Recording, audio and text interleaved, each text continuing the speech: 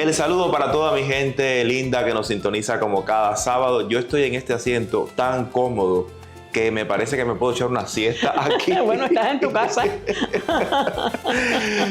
Mi gente linda, hoy nos encontramos, como ya ustedes saben, en casa de una actriz, locutora, pudiéramos decir, con muchísimos años de experiencia. Para mí es un enorme placer porque la vi en la televisión durante mucho tiempo, pero además su voz también era reconocidísima en la radio, en las telenovelas radiales y bueno, tiene una historia muy interesante para contarnos, así que para mí es un placer tener en esta segunda temporada del programa a la querida Tania Pérez James. Muchas gracias por tus palabras. Yo me doy cuenta que yo soy tecosa cuando escribo. Eso no se me da bien. Lo hago por necesidad, o lo hice por necesidad, pero no se me da bien. Yo hice muchas aventuras y mucha televisión, pero creo que ninguna pegó tanto, ni un personaje de los que hice pegó tanto como ese de la vaca. Como te operan por raquidia, yo oí cuando me operaban, decía, ay, no hay quiste. O sea, el médico le decía a los alumnos, no hay quiste, me volvieron a cerrar.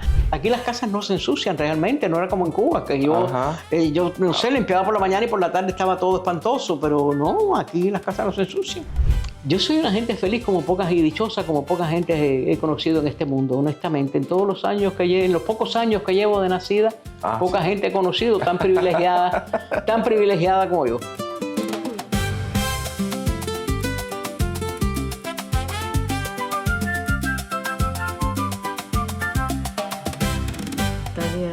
Gente multifacética, ella es actriz, es locutora, es directora, ha dejado su huella, una gran huella en cine, teatro, en televisión. Ella califica en esa categoría de actrices cubanas que tienen el don de la organicidad, que su decir es muy diáfano, muy orgánico, muy natural. Y eso le da una verdad a sus personajes única. Mi mamá es la persona de las personas que yo conozco, la que mejor sabe vivir la vida. Es decir, entonces ella me enseñó eso, a cómo mejor vivir la vida. Ser feliz es lo primero. Es decir, sin estrés, sin tanta lucha, sin tanta preocupación. Entonces, eso es lo que yo quisiera resaltar más de mi mamá, ¿ves? Lo diferente que es.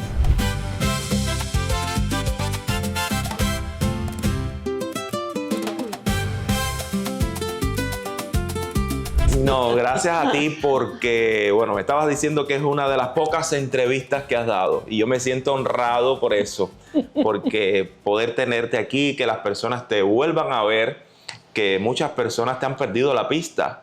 Y quizás cuando vean este programa en Cuba, pues te recuerden un poco de toda esa gran trayectoria que tú tienes y que hay que reconocer. Sí, porque el tiempo pasa y ya llevo aquí, ¿cuántos años? Yo llegué a fines del 13, así que ya... Sí, como 13 años. En noviembre ya hace 13 años que estoy acá. O sea que sí, me imagino. Aunque muchísima gente aquí me ha reconocido por la voz, más que por el físico. Por la voz, voy a tiendas o voy a muchos lugares y me dicen, ay, yo su vez ahora conozco a usted. Sí, es increíble.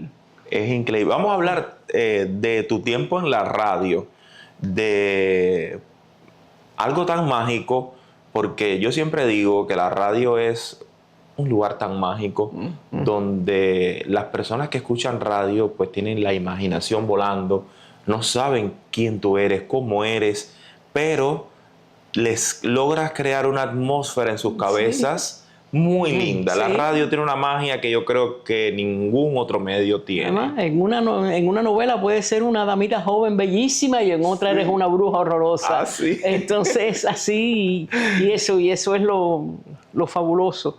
Pero yo en radio, bueno, yo empecé en la radio desde 1966. Ha llovido. Sí. Entonces... hice de todo, trabajé muchísimo como locutora, como directora muchísimo también, y también como actriz. Ya yo trabajé en el abanico y hasta completo. escribiste programas también. Pero muy poco. En algún tiempo. Muy poco, porque inmediatamente que escribí El padre de mis hijas, Dijo, ay, pero qué te coso, qué malo está eso. Y entonces yo olímpicamente le dije, ¿por qué no lo escribes tú? Y me cogió la palabra y lo escribió, y resulta que él lo escribió bien. Y creo que fue una de las primeras cosas que él escribió, y a partir de ahí siguió escribiendo para la radio. Después escribió para televisión también. Un escritor bastante famoso y bastante conocido en Cuba, porque escribió En silencio ha tenido que ser, que fue una obra más que reconocida. Pero yo empecé así, y de verdad que sí, que soy mala escribiendo, lo reconozco. Por suerte, mira, mi hija mayor sacó el talento del padre, es muy buena escribiendo, no escribe, pero es buena escribiendo, sobre todo diálogo. Yo no, yo me doy cuenta que yo soy tecosa cuando escribo. No se me da bien. Lo hago por necesidad, o lo hice por necesidad, pero no se me da bien. Cuando estuve un tiempo, yo dirigía Ayer, Hoy y Mañana, era una revista musical que la dirigía Julio Batista. Se fue 4 meses para Nicaragua y me dejó a mí al frente de la revista. En esa revista, Julio Batista sí era un gran escritor, y además periodista, o sea, y además del talento que tenía para repartir Julio Batista. Y aquello fue para mí enfrentar aquello. Pero el problema es que además tenía que escribir. Entonces, ay, Dios mío. Porque aquello se escribía, salíamos en vivo, pero primero uno escribía determinadas cosas. Fue una experiencia para mí dura, difícil. Pero tuve la ayuda de un gran locutor, hay una gente maravillosa que fue Aldo Lavandera. Era el que dialogaba conmigo, pues ¿sabes? Dialogábamos en cabina. Entonces, antes de empezar, yo le decía, ¿cómo quedó esto escrito? El comienzo. Entonces él me ajustaba y me daba confianza. Pues ya te digo, en eso de escribir yo me sentía muy insegura.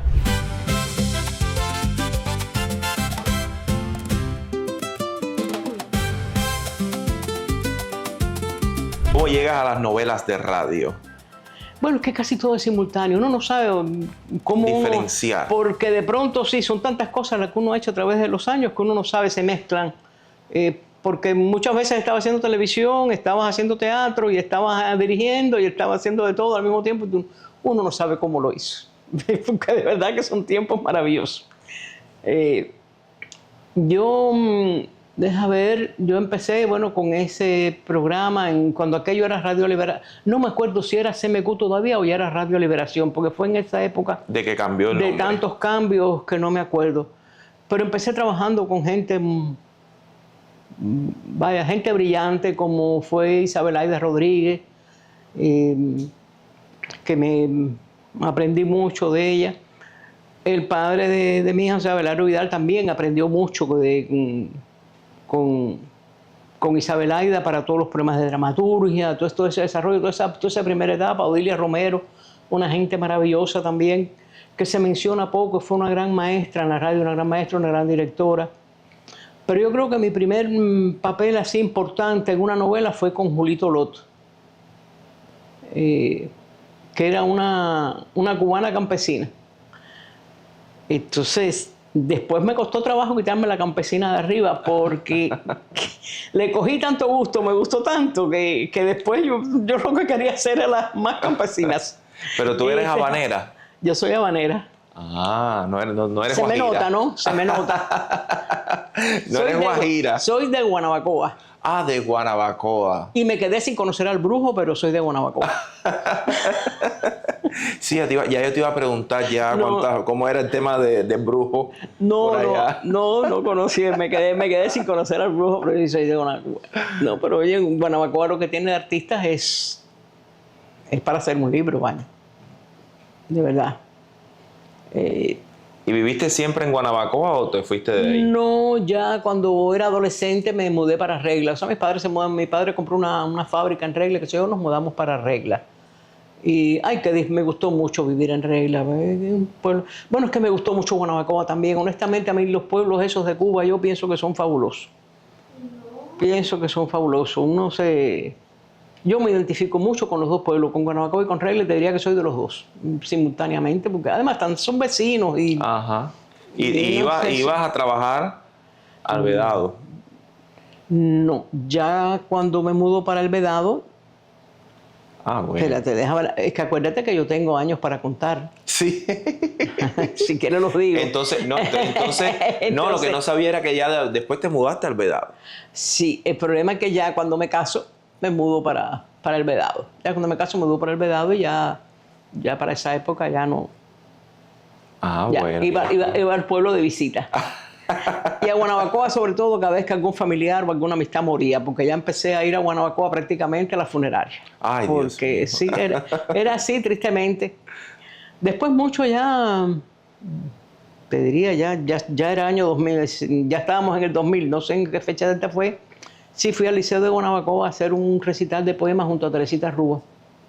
Un gran amigo que tengo allí, que se llama José Antonio Vilaseca, que es pintor, poeta, promotor cultural, y oye, una gente maravillosa, que fue además un profesor de yoga que tuve durante 2 o 3 meses, que fue lo que llevó unos meses nada más, pero bueno, fue mi profesor de yoga. Era todo eso, es José Antonio Vilaseca, una gente increíble.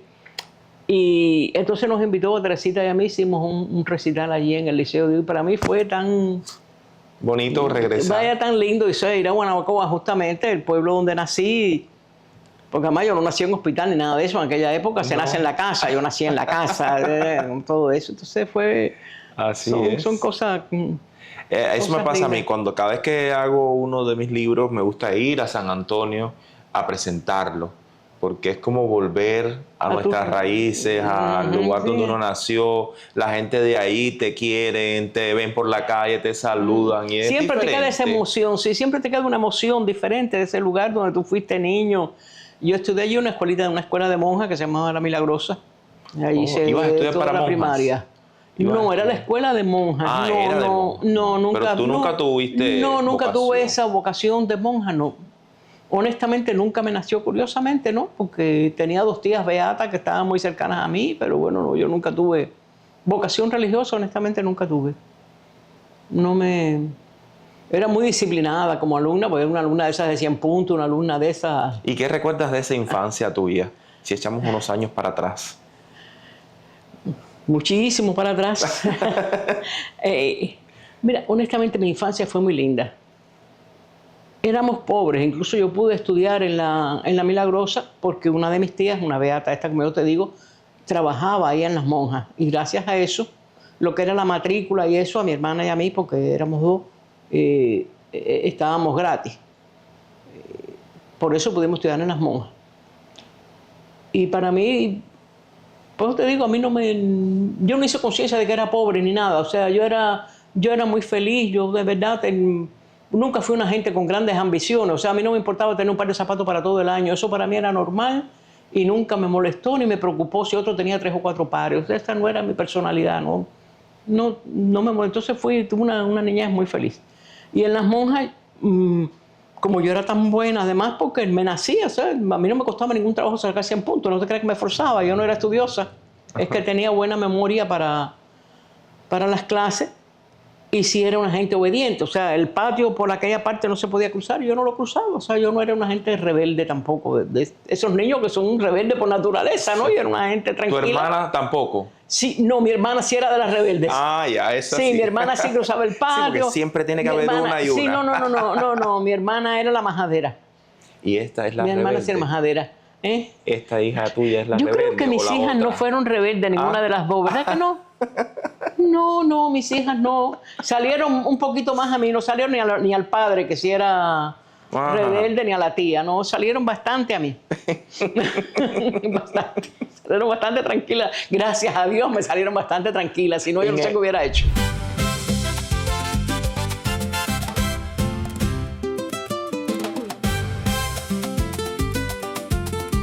En aquel tiempo no se jugaba en la calle ni nada todavía. Sí, en la calle donde yo vivía, era en la calle Obispo, era una calle muy... Y sí, jugábamos, ¿cómo no? En la calle, es más, donde jugábamos fundamentalmente era en la calle, con los muchachos de enfrente, distintos juegos. Montones de juegos.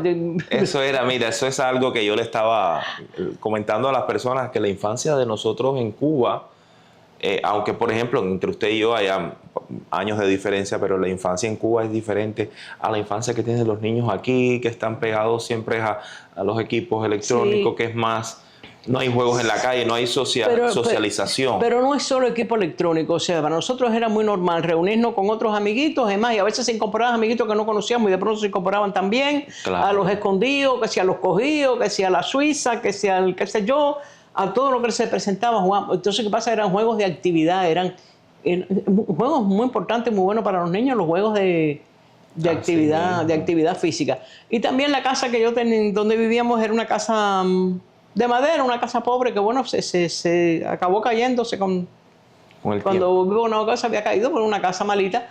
Pero el patio era un patio muy grande donde teníamos una mata de tamarindo y una mata de ceiba. Y además había un gallinero. Y entonces yo lo mismo hacía ese tipo de juego que jugaba con las gallinas porque me encantaba jugar con las gallinas, nunca sé por qué, y me sigue gustando las gallinas. ¿Sí? Me encantan. Me encantan. Vamos a regalarte una gallina. No, sí, ya me regalaron una. Sí. Y en la otra casa donde vivía y vinieron un par de hurones y me la comieron. Entonces ya no quiero porque yo todavía sufro por mi gallina, ni me la menciones que todavía sufro por ella. Todos los días me ponía un huevito y ese era mi huevito de por la mañana, el huevito de mi gallina. Y vinieron unos hurones y se la comieron. Y no. Ya no, y aquí en el apartamento ya no, aquí no la puedo tener, por supuesto. Aquí no la puedo tener. Entonces, vamos a hacer una pequeña pausa en nuestra conversación. Usted no se mueva porque ya enseguida regresamos. Cada sábado, por mi canal de YouTube, te invito a disfrutar de un programa diferente.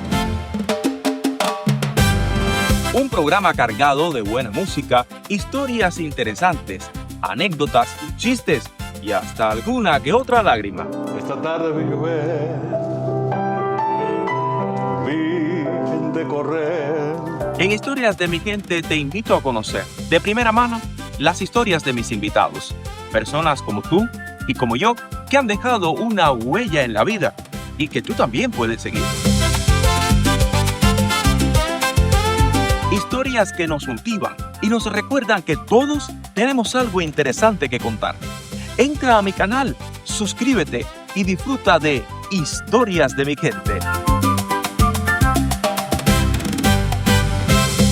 Un programa hecho para ti. Una todoterreno. En el radio no le quedó absolutamente nada por hacer.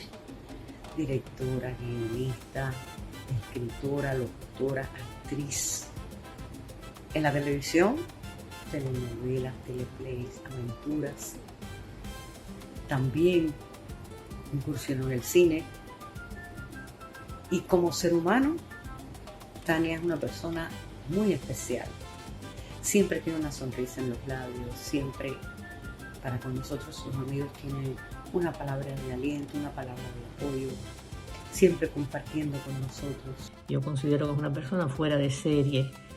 Tania es la gente con la que siempre puedes contar, en las buenas, en las malas. Tania siempre está dispuesta a recibirte en su casa, a la hora que sea y para lo que sea. Tania es una persona con un entusiasmo que yo considero que es envidiable, envidia de la buena, no de la mala. Tania puede estar sentada en un butacón de pronto mirando el techo, aburrida, triste o cansada o qué sé yo, y tú llegas y le dices, Tania, vamos, y Tania no te deja terminar la frase. Ella ahí mismo se tira un batón arriba y arranca para lo que sea, donde sea, cuando sea y con quien sea. Es un carácter que tiene, que Dios se lo bendiga. Yo tuve la oportunidad de estar con ella en un teatro universal y de las muchas cosas que me dirigió, pero bueno, esta es la anécdota y yo no daba pie con bola con el personaje. Se sentó y me dijo 4 carambas y me hizo confiar un poquito más en mis capacidades y sacamos adelante el dramatizado. Entonces tiene unas herramientas muy buenas para ello. Siempre he contado con ella en cualquier momento, pero no para decirme tú eres perfecta o tú no sé qué. No, tú has hecho esto mal y tienes mi apoyo, pero esto no está bien. Es decir, siempre muy comunicativa, siempre con mucha confianza, muy abierta, una persona muy positiva. Pero no solo lo digo yo, es decir, soy orgullosa desde el punto de vista de que tengo una madre diferente, pero no porque lo vea yo. Es decir, era así para sus amigos, para mis amigos. Volvemos después de esta corta pausa a nuestro programa Historias de mi gente, donde hoy tenemos como invitada a la actriz cubana Tania Pérez James, y estábamos hablando en el primer corte pues sobre su trabajo en la radio, que realmente fue muy conocido tanto como locutora como actriz de novelas de radio. Yo me recuerdo... Y como directora, que trabajé mucho más como directora. Y como directora.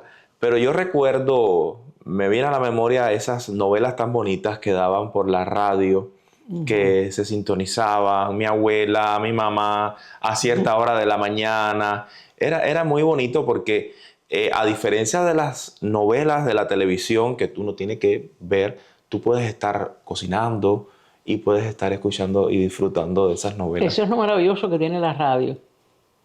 Sin contar que te permite no solo al actor, sino al receptor también, o sea, desplegar tu imaginación, porque yo te puedo narrar que estoy en un paisaje X, pero tú no lo vas a ver como yo te lo describo, siempre tú vas a ver tu propio paisaje. Así es. A partir de tu vivencia, de tu imagen, te digo, despierta la imaginación.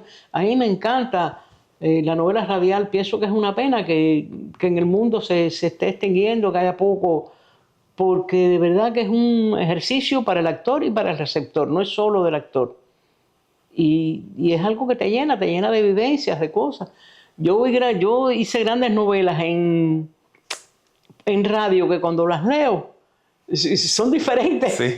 Y es la misma. Y son diferentes. Y me doy cuenta que es que la perspectiva es otra cosa. Y es muy lindo, de verdad.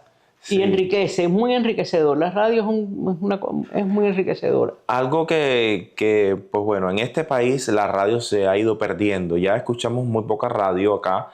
Sí. Generalmente en el carro, a veces cuando uno va a prender la radio, escucha quizás algo. Pero ya como género radial, ya en el mundo... se ha perdido. Solo cuando fui a Cuba, cada vez que voy a Cuba, pues tengo esa sensación de que uno viaja al pasado, porque las personas que viven en Cuba todavía escuchan radio. Sí, y por ejemplo, en mi pueblo, en San Antonio, Radio Ariguanabo, que es la emisora local, pues es todavía la referencia de las personas para todo. Si van a sacar los huevos en la carnicería, lo dicen por Radio Ariguanabo y las personas están atentas dónde es que hay huevos, o dónde es que va a tocar una orquesta, o que la oficoda qué horario trabaja, o el correo, no sé qué, y las personas pues todavía están... Sí, las cosas locales y además nacionales en general. Están pendientes todavía de la radio, sí, y eso pues como me da un poco de nostalgia, ¿no? Sí, ¿qué diré yo? Más nostalgia todavía.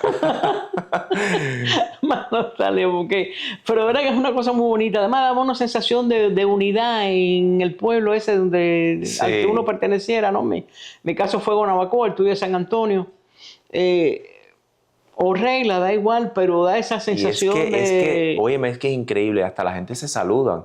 Oye, voy a saludar a Tania de parte de Sandy, que le deseo un feliz cumpleaños, no sé qué. O si se perdió una cartera en el parque, bueno, nos encontramos una cartera, pertenece a fulano. Y entonces mediante ese aparece la cartera o fulana permuta a su casa para otro. Es que... No, hasta fulana tuvo Jimagua, por ejemplo, era la noticia. Los partos lo dan también. Sí, es que la radio...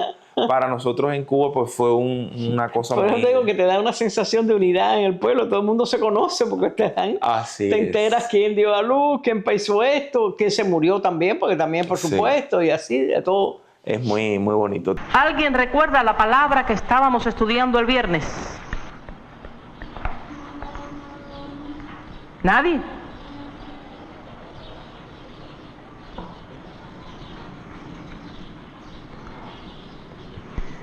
Se trata de un apellido. Nadie. Wood, maestra. Wood. Pero esto es para 6º grado, Alba.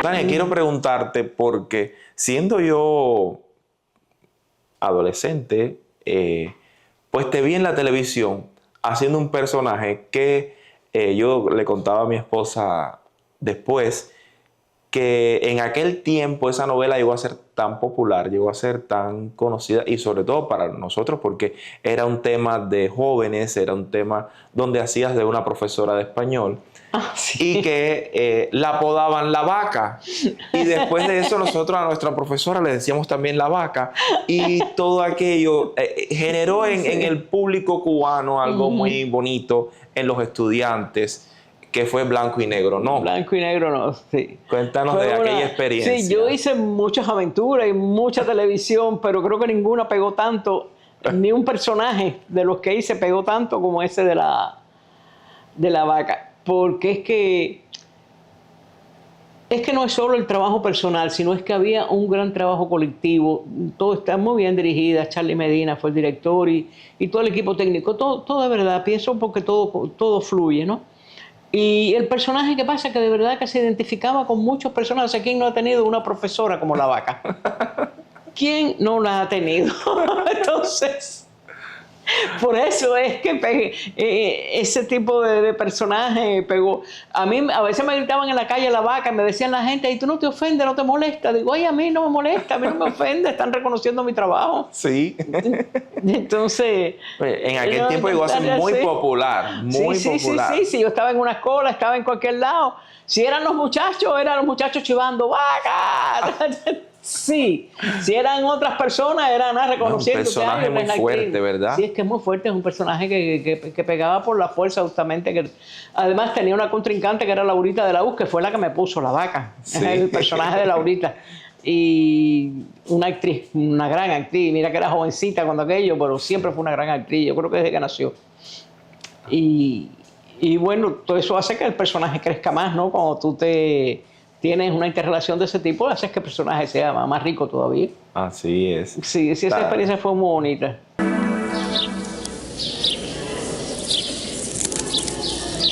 Noemi, por favor, recoja el estudio individual. Ahora vamos a pasar la asistencia. Abello Carlos. Acosta Adriana. Aquí. Haga el favor de salir del aula. ¿Por qué, profe? Si yo hice mi tarea y está bien. Usted sabe muy bien por qué, Adriana. Y por si se le olvidó, ayer fue lunes y sus padres no vinieron a verme. Yo hablé bien claro, Adriana. Profe, es que ellos trabajan mucho.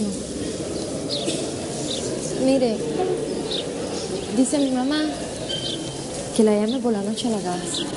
Yo no tengo horario de trabajo nocturno. Y por favor, Adriana, no se arrepienta ahora. Lo hubiera pensado antes de hacer lo que hizo. Hágame el favor de salir del aula y no demorarme más la clase. También te vimos en Tras la Huella, de Noche. Sí, hiciste... Y eso que tú no habías nacido a lo mejor cuando la programación educacional, creo que la mayoría se hacía en vivo. A veces era en vivo, a veces era grabado, distinto. Pero yo no sé por qué, a mí me tocaban casi todas las reinas, de todas las novelas clásicas. Yo estaba siempre disfrazada de reina. O sea, me voy a creer que soy reina de verdad. En aquella época me hice reina. Después vino la época que me dio por hacer rusas. Después yo era... Las rusas que se perdían por ahí me las daban a mí. Era así. O sea, pues te digo, hice muchísima televisión. Sí, hasta infantiles.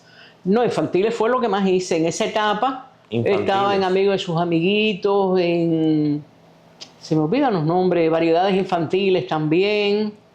Hice mucho, pero bueno, en eso generalmente me tocaba la madrastra. Hice mucha madrastra. Aparte de los distintos animales, trabajar con esperpento, por ejemplo. El esperpento es que tú te pones y caminas y no ves nada porque nada más que tienes los dos huequitos aquí de los ojos en esos estudios en vivo, que si tropiezas ya tú sabes que es difícil, pero a la vez que es satisfactorio, que es rico, porque los programas infantiles son los más ricos que hay. Porque no hay nadie que te disfrute más que los niños. Así es. Igual que doblajes de infantiles que hice todavía. No hace mucho alguien me mandó un doblaje que yo hice y yo misma me reconocía porque era una cotorra. Sí, eso tiene este trabajo que uno hace tantas cosas, que que a uno mismo se le olvida después, pero de verdad que es maravilloso. Es un trabajo muy lindo. Yo no me arrepiento nunca de que... Así nunca me arrepentiré de haber hecho este trabajo toda mi vida. Tú sabes lo que pasa, Cipriano, que algunas veces hay que darle un poco de gustillo al cuerpo. Así mismo es. Aquí tiene su café. Gracias. Buenos días. Buenos días. ¿Ustedes no pensaban llevarse a los niños? Bueno, yo no había pensado en eso, Cipriano. No, yo creo que no hace falta, don Antón, porque ayer adelantamos bastante. Mira, mejor se quedan contigo aquí, te ayudo. No, lo que yo tengo que hacer mejor lo hago sola. Mira, Esteban, pueden irse a jugar. Pero eso sí, sin alejarse. ¿Está bien? ¡Ey! Aguanta un momento ahí. Llévense a Luisa con ustedes. ¿Y esa cara, Esteban? Mamá, es una pesada y lo ha hecho a perder todo. ¿Usted no ha oído a su madre? Me parece que le está buscando las 4 patas al gato y le va a encontrar 5.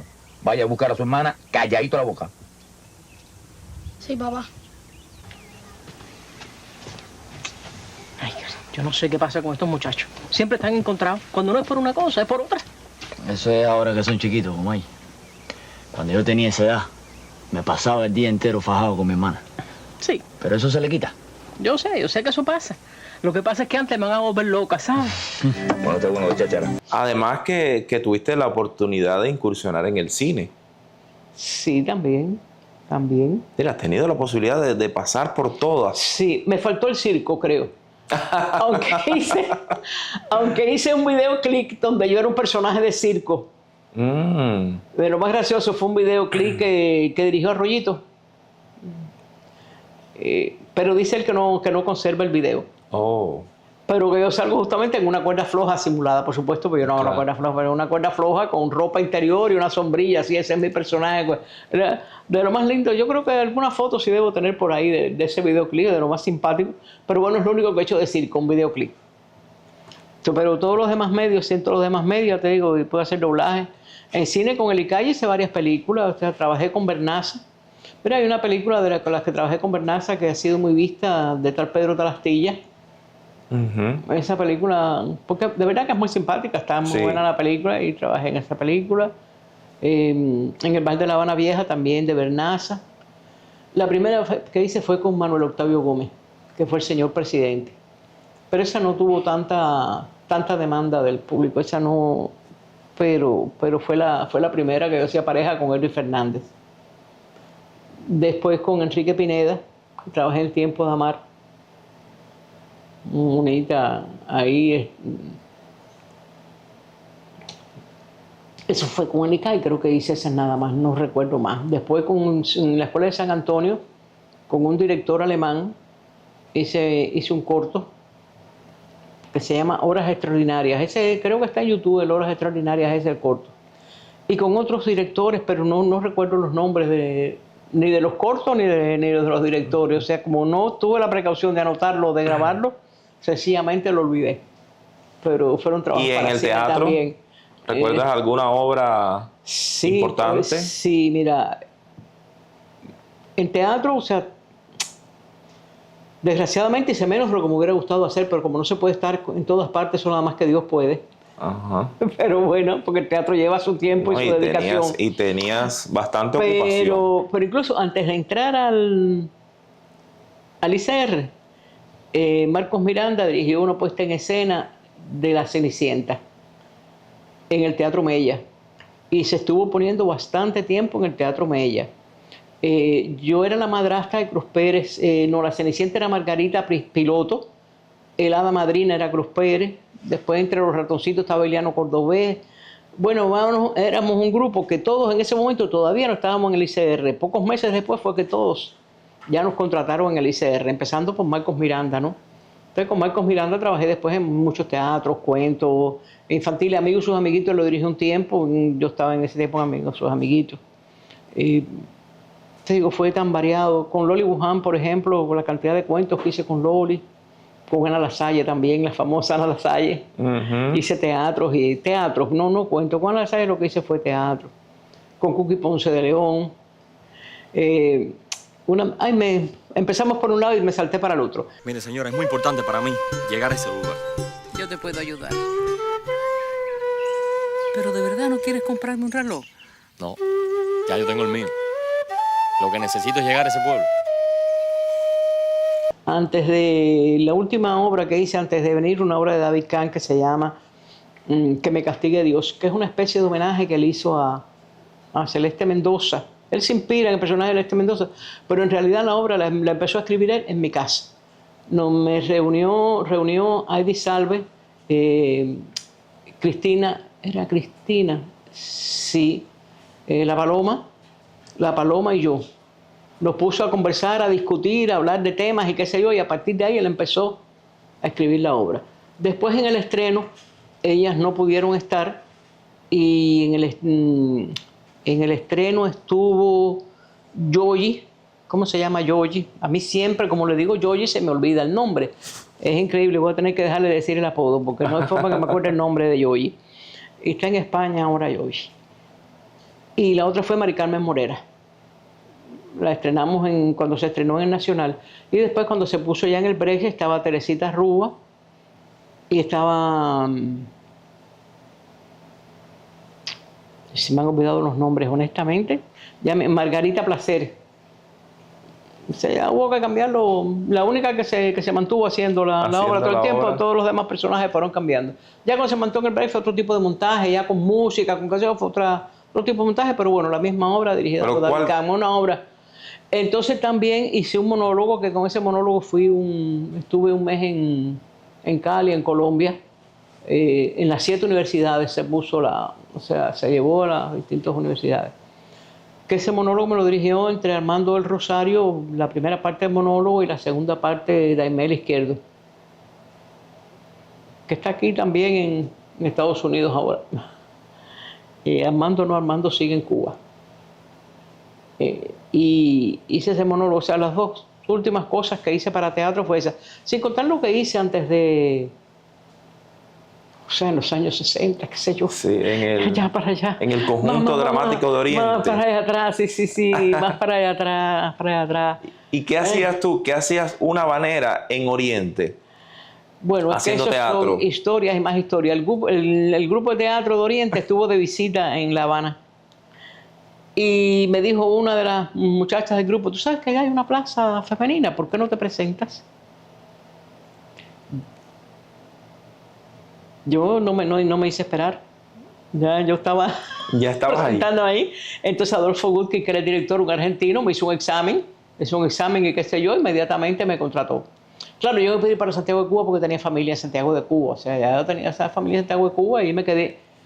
Allí estuve nada más que un año porque en uno de los viajes, porque también llevábamos las obras por los campos y qué sé yo, en un viaje que hice de Manzanillo Yara, allá en Manzanillo, montada en una moto, parece que la presión esa de la moto me lastimó, el caso que me lastimó una rodilla que sigue fastidiándome hasta el día de hoy. Ya lleva 50 años fastidiando. Que al día siguiente íbamos para Baracoa. Me quedé sin conocer Baracoa, es el único lugar de Cuba donde no he ido, donde no fui nunca, porque el resto de Cuba la conocí completica. Incluso la Sierra Maestra, porque subimos al Turquino, o sea, antes del accidente ese, subimos al Turquino, llevando también en Chivirico, pusimos la obra en distintos lugares, donde quiera, poníamos la... Cuando uno es joven hace tantas cosas, ¿no?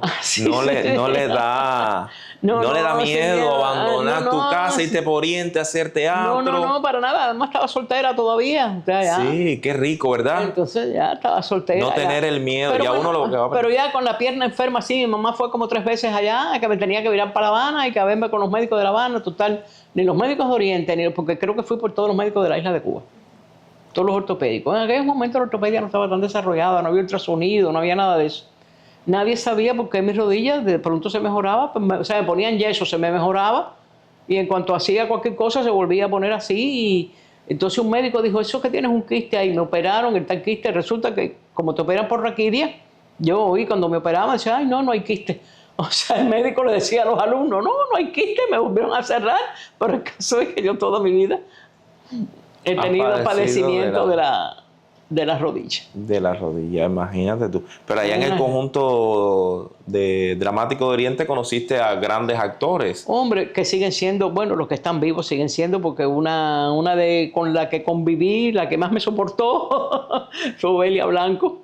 Vivimos juntas y todo mucho tiempo en una casa de huésped y todo. Ahora está en España. Ahora está en Galicia. Y con ella nos comunicamos y eso fue una gran experiencia. Pero también estaban allá, bueno, Enrique Molina, Félix Pérez, que después Félix Pérez me tocó dirigirlo a mí aquí en La Habana. Le dije, ¿tú ves? Como la vida cambia. Así es. Entonces, así, bueno, muchos más. Iván Colás también. No, aquel grupo, figúrate. Casi todos después, la mayoría migró para La Habana, la mayoría. Una gran experiencia. Como ya ustedes pueden ver, ha tenido una trayectoria maravillosa esta mujer. Vamos a parar nuevamente, a hacer una pequeña pausa, vamos a tomar agua y enseguida regresamos. Usted no se vaya. Historias de mi gente es un programa hecho para ti y para tu familia, para recordarnos que todos somos importantes, que tenemos historias maravillosas por contar y que podemos seguir creciendo. Solo el cielo es el límite.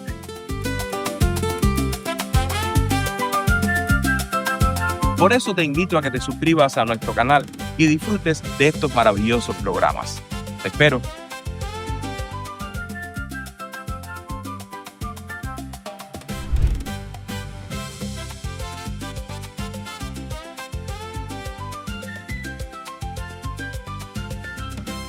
Bueno, mi gente linda, volvemos después de esta segunda pausa y pues bueno, en este tercer segmento del programa vamos a conocer un poquito más de quién es Tania como persona. Tania, ¿qué haces en casa cuando ya tú estás jubilada? Obvio. Ya tú estás jubilada, pero no retirada. Obvio. No retirada, ¿verdad? Bueno, hasta que Dios me llame no me puedo retirar. ¿Qué haces tú en un día normal? ¿Cómo es tu rutina? ¿Cómo es tu vida? ¿Qué te gusta hacer? Bueno, si tú supieras, yo no soy, desgraciadamente, no soy una gente de esta que le gusta la artesanía, ese tipo de cosas caseras. Lo siento mucho, porque entonces tengo que leer. ¿No te gusta tejer? ¿No te gusta bordar? No tengo gracia. Yo estudié en escuela de monja y hice eso por obligación. Tal vez por eso lo que me quedó fue un rechazo. Ah, ya. O tal vez porque no me venían los genes, no sé. Pero a veces yo veo un dobladillo de ojo y digo, mira que yo tuve que hacer trabajo de dobladillo de ojo. Pero si me matas no lo hago ahora. O sea, no me gusta, lo rechazo. Entonces nada, leo televisión, oigo música. ¿Cocinas? Porque además te imaginarás que el trabajo de la casa se hace en 10 minutos cuando más. Porque no hay más nada que hacer. No se ensucia. Aquí las casas no se ensucian realmente, no era como en Cuba, que yo no sé, limpiaba por la mañana y por la tarde estaba todo espantoso, pero no, aquí las casas no se ensucian. No, y más cuando no viene mucha gente tampoco. No, estoy en un sexto piso, aire acondicionado, de verdad que no. Entonces, sí, cocinar yo me cocino, pero cocino muy poco, o sea. No es un hobby tampoco. Es que no es hobby, pero es que aunque fuera hobby, ¿para quién voy a cocinar? O sea, a veces hay un día que me da la locura, como digo yo, se me suelta el loco y ese día me inspiro, pero normalmente en lo cotidiano, ¿no? En lo cotidiano me hago cualquier cosita para mí. Y es que aquí casi todo también está hecho. No, pero la comida hecha es más dañina. Yo trato de hacerme mi comida. O sea, nada, yo me frío mi bistec, me hago mi ensalada, pero que la comida es eso, o sea, que otro tipo de comida, ¿qué otro tipo de elaboración voy a hacer? Yo no debo comer dulce, por tanto, no voy a ponerme a elaborar dulces. Pero no soy aficionada a la cocina tampoco, te soy franca, no, yo no soy. A mí lo que me gusta mucho es la calle. Siempre he sido callejera. Y un poco más o menos te lo dejé entre ahorita cuando me dijeron tal cosa y dale. Si ahora mismo me dijeran hay una guagua ahí esperándote para ir para no sé dónde, espérate que con esta misma ropa me voy para no sé dónde. O sea, siempre estoy dispuesta. Eso. Tengo uno de mis hijos adoptivos, como te digo yo, no es adoptivo tampoco, bueno, no sé. Ellos me dicen madre y para mí son mis hijos. Es Alain Michel, él es flight attendant. Y dice que le encanta porque hace 2 años, por ejemplo, me dice, oye, mi cumpleaños lo quiero celebrar en la Sierra Maestra. Digo, dale, yo voy. Y allá fui a la Sierra Maestra. Yo estuve hace 2 años en la Sierra Maestra y subí loma y me bañé en el río. Dime y algo. hice todo eso. Sí, ese es lo que más me gusta. Con él fui también a Guatemala, que en Antigua, ya que ya fue duro, porque pasé un frío, porque era en verano, yo no me imaginé que las montañas eran tan altas y el frío hacia allá arriba. Pasé un frío, me moría, pero lo disfruté, no me importó pasar frío. Como a mí eso no me enferma, yo no me enfermé, yo aguanté el frío aquel de las montañas allá arriba, lo disfruté como loco. Tú tienes alma joven, de aventurera todavía. Y con él fui a España también. Ese Toledo casi me saca la vida porque ya tú sabes que te dije que tengo una pierna de menos. Y siempre está ponchada. Yo es como un carrito con una goma ponchada. Pero así todo ese Toledo que es loma y escalera, pero yo no me lo podía perder. Yo caminé. Y después me estaba muriendo, pero yo caminé, así donde quiera. Entonces, ese es uno de mis hijos. Tengo otro de mis hijos que es Raúl Clavelo. A lo mejor Raúl Clavelo el nombre no te dice, pero Yolanda de la Torre sí. Él es hijo de Yolanda de la Torre. Él fue el que me invitó a Cali. Ahora él está aquí en Estados Unidos. Cuando él estaba en Cali fue el que me invitó a Cali con el monólogo. Con él fue que llevé el monólogo a Cali. Devoradora se llama el monólogo. Bueno, ya tuve también, me hablaron de ir a Cali, como, y dale, vamos para Cali. O sea, eso sí lo disfruto mucho. ¿Sabes? Que me hablan de ir a no sé dónde, a donde sea. Además que tienes un grupo de amigos que te veo que se reúnen también a cada rato a celebrar cumpleaños. Bueno, cosas. mira, ahorita hablaste de Lurdita. Sí. Lurdita está cantando en un... Bueno, aparte de otras actividades, porque a todas no se puede ir, por supuesto. Sí. Pero bueno, en un restaurante en Hialeah. Y cada vez que canta Lurdita, pues para allá vamos un grupo de otros 2 hijos que tengo, que son Gustavito y Rigoberto. Pues Gusto y Rigoberto, que son hijos que esos sí los adquirí aquí en Estados Unidos, esos no vienen de Cuba. Esos no son actores. Que en el caso de Clavelo, de Daimel, sí fue actor en Cuba. Y Alain también fue actor en Cuba. Entonces en Cuba tengo una hija que hace tiempo que la tengo perdida, no sé qué pasa con ella, Alina Morante. Que también es artista, también es del medio, pero bueno, ya te digo, estos 2 no son del medio, son los que me rescatan y me llevan a todas esas actividades de Lurdita. Sí, cada vez que hay fiesta, reunión, el otro día fuimos a rock y nada, igual, a lo que sea, yo siempre estoy dispuesta. Le mandamos un beso a Lourdes Libertad, que va a estar pronto con nosotros aquí en el programa también. Bueno, pero te cogí la delantera, Lurdita.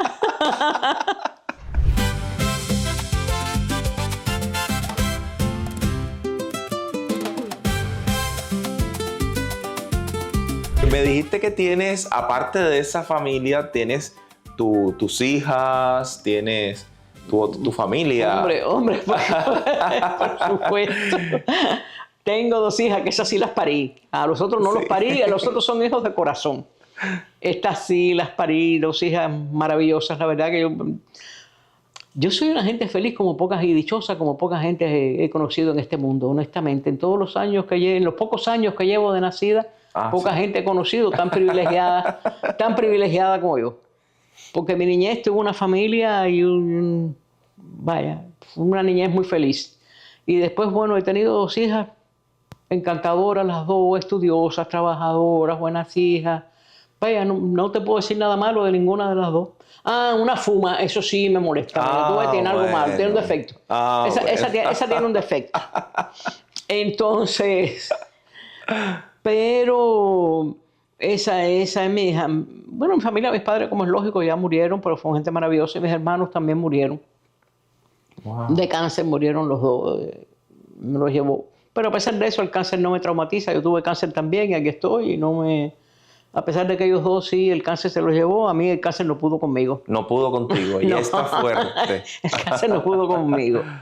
Pero ya te digo, tengo una familia de amigos que para mí es mi sostén. Y entonces tengo una bellísima nieta.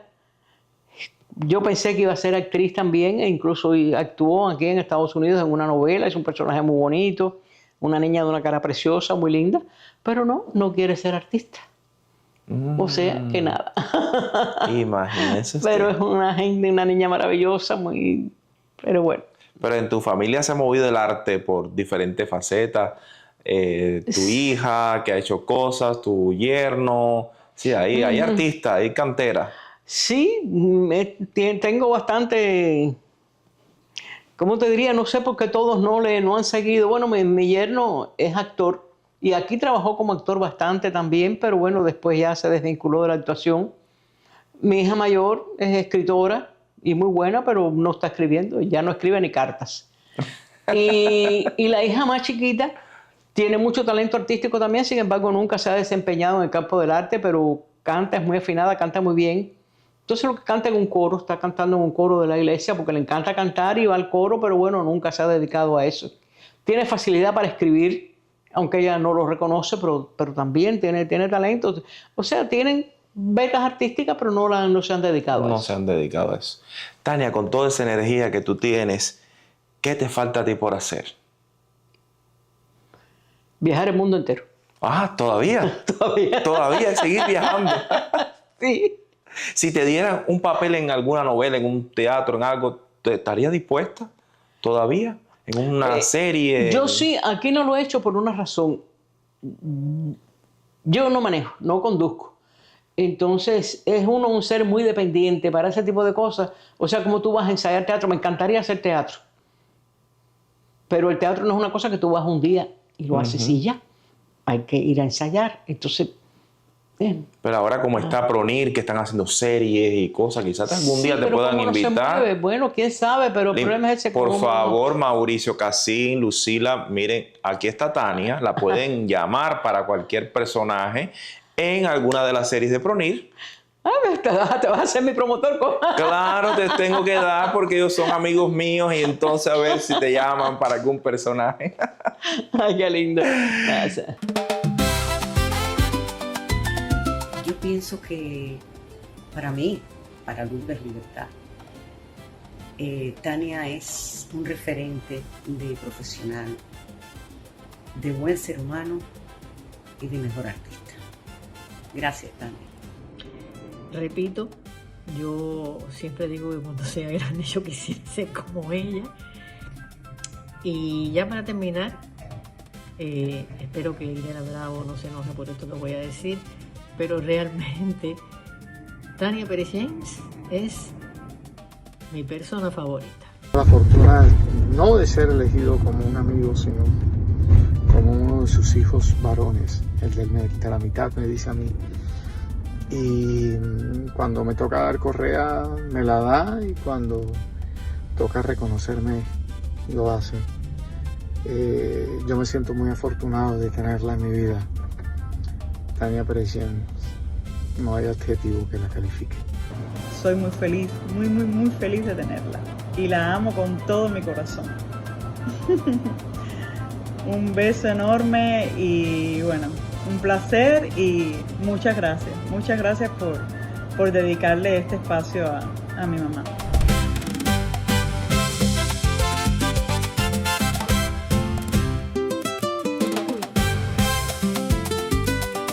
¿Cómo te gustaría que te recordaran cuando ya no esté Tania aquí con nosotros?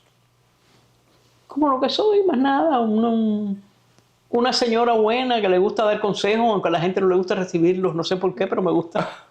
Entonces, más nada. Como una persona que fue feliz. Como una buena persona, una persona feliz. Bueno, creo que uno justamente es buena persona porque es feliz. Pienso que la gente que no es feliz no es buena persona porque tiene resentimientos, cosas que lo carcomen por dentro y eso es lo que les impide ser feliz.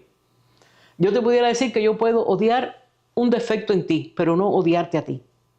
O sea, puedo odiar tu defecto porque hay defectos que... pero no odiar a la persona si la persona es víctima de su propio defecto en definitiva. Así es. Por eso te digo, yo no tengo resentimientos, yo me siento bien conmigo, con mi vida, con mi historia. Que hay cosas que no hice que me hubiera gustado o cosas que lo hubiera hecho mejor. Pero como nadie vuelve otra vez o se vuelve de otra manera, o sea, esta misma no es, ya siempre será otra. Entonces sí, si uno tuviera ese chance, pues hay cosas que hice que las hiciera distintas, como es lógico. Pero dentro de eso soy una gente realizada y feliz. Y por eso hay que vivir cada día como si fuera el último, ¿verdad? Hay que ser felices y ayudar y contribuir para que los demás también sean felices en este proceso. Gracias, Tania. Te agradezco gracias a ti, mi vida, por encantada. esta conversación que hemos tenido aquí para todos ustedes. Espero que ustedes también lo hayan disfrutado como lo hemos hecho nosotros. Recuerden que nos volveremos a encontrar dentro de 7 días porque tenemos muchísimas más historias que necesitan ser contadas. Que tengan un lindo día. Gracias.